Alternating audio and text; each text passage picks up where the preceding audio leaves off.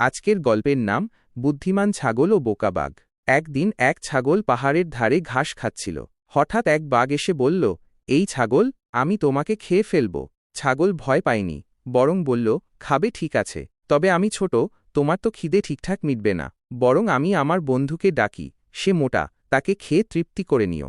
বাঘ খুশি, বলল, হ্যাঁ হ্যাঁ, ভালো বলেছ, ডেকে আনো। ছাগল দৌড়ে গিয়ে পাহাড়ের আড়ালে গিয়ে বলল, ও বাঘ মামা, আমার মোটা বন্ধুর নাম পাথর, আসো, আমার পেছন পেছন যাও। বাঘ ছাগলের পেছনে পেছনে পাহাড়ে উঠতে লাগল।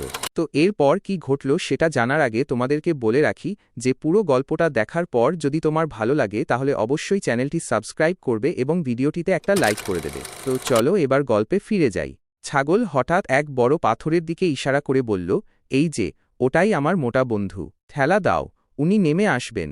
বাঘ সেই পাথরটাকে ঠেলতেই গুরুম পাথর গড়িয়ে পড়ল নিচে, আর বাঘ পালাতে পালাতে বলল, ওই ছাগল তো আসলে জাদুকর। ছাগল হাসতে হাসতে বলল, বুদ্ধি থাকলে বাঘের ভয় নেই। গল্প শিক্ষা, ছোট হলে কি হবে, বুদ্ধি থাকলে